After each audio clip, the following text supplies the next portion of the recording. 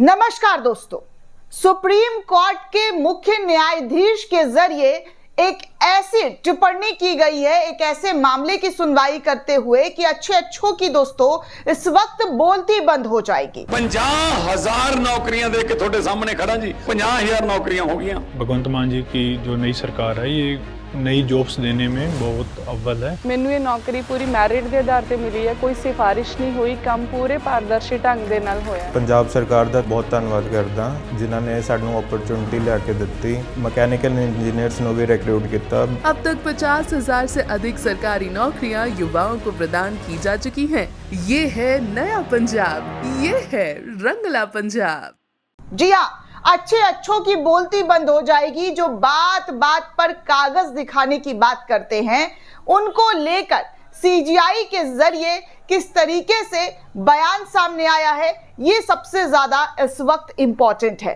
दरअसल दोस्तों, supreme court ने पश्चिम बंगाल शिक्षक भर्ती के मामले में सोमवार को कहा कि जिन लोगों को गलत तरीके से नौकरी मिली है उन्हें बाहर किया जा सकता है। इसी बयान के साथ सुप्रीम कोर्ट ने पश्चिम बंगाल के सरकारी और सरकारी सहायता प्राप्त स्कूल में 25,553 शिक्षकों और अन्य कर्मचारियों की नियुक्ति को अवैध करार देने के कलकत्ता उच्च न्यायालय के 22 अप्रैल 2024 के निर्णय के खिलाफ याचिकाओं पर अपना फैसला सुरक्षित रख लिया है। जी हाँ, फैसला तो सुरक्षित रख लिया है, लेकिन सीजीआई ने अपने बेंच के अंदर इस पूरे मामले की सुनवाई करते हुए क्या कहा है, ये सबसे ज्यादा इंपॉर्टेंट है। दोस्तों, देश के मुख्य न्यायाधीश संजीव खन्ना और जस्टिस संजय कुमार की पीठ ने कहा है दलीलें सुनी जा चुकी है, फैसला सुरक्षित रखा जा चुका है। पीठ उस समय नाराज हो गई जब कुछ अभ्यर्थी की ओर से पेश वरिष्ठ एडवोकेट दुष्यंत दवे ने हाईकोर्ट के पूर्व न्यायाधीश अभिजीत गंगोपाध्याय के कथित राजनीतिक पूर्वाग्रह का मुद्दा उठाया।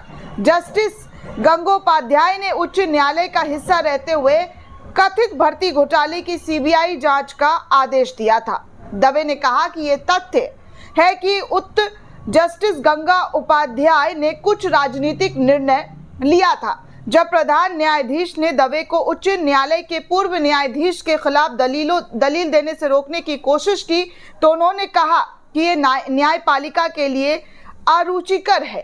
न्यायमूर्ति गंगोपाध्याय के बाद में राजनीति में वो शामिल हो गए हैं। प्रधान न्यायाधीश ने यह भी कहा कि श्रीमान दवे, ये अस्वीकार्य है, हमने इस मामले में निष्पक्षता से कार्रवाई शुरू की है।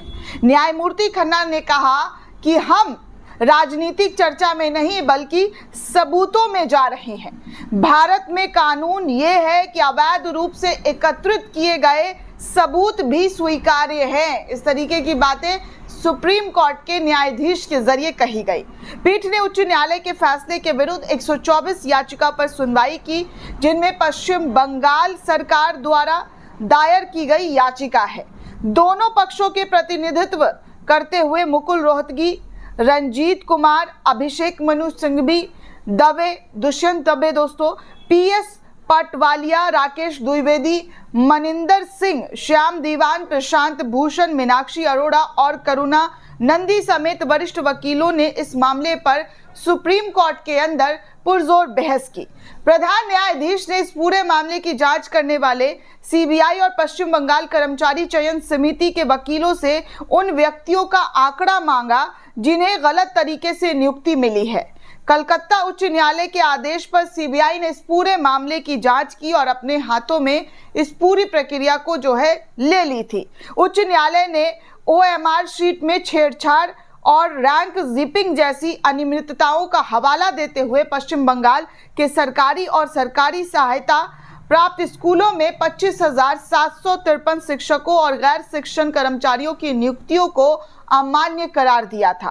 पिछले साल 7 मई को शीर्ष अदालत ने राज्य के स्कूल सेवा आयोग द्वारा की गई नियुक्ति और उच्च न्यायालय के आदेश पर रोक लगा दी थी। हालांकि सुप्रीम कोर्ट ने सीबीआई को मामले में अपनी जांच जारी रखने की भी अनुमति दी थी। दोस्तों, ये मामला पश्चिम बंगाल एसएससी द्वारा आयोजित 2016 की भर्ती प्रक्रिया में कथित अनियमितताओं पर आधारित मामला है, जिसमें 24,640 पदों के लिए 23 लाख अभ्यर्थी उपस्थित हुए थे और कुल 25,753 नियुक्ति पत्र जो है इसके जारी किए गए थे। जिसके बाद इस पूरे मामले में कहा गया कि गलत तरीके से जो है इस पूरे मामले जो एग्जाम था उसको लिया गया है। उसके बाद जो जिन लोगों की नियुक्ति हुई है उन नियुक्तियों को रद्द कर दिया जाए, क्योंकि पूरे गलत पेपर की वजह से जो है जाली दस्तावेज की वजह से जो है इन तमाम चीज़ों को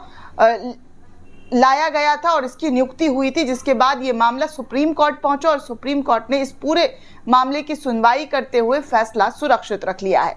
दोस्तों, इस पूरे रिपोर्ट को लेकर आप क्या सोचते हैं, आपकी क्या प्रतिक्रिया, हमें कमेंट करके जरूर बताइएगा। साथ ही साथ अगर आपने अब तक चैनल को सब्सक्राइब नहीं किया तो जल्दी से चैनल को सब्सक्राइब कीजिए ताकि हर अपडेट, हर जानकारी दोस्तों आपको मिल सके। धन्यवाद।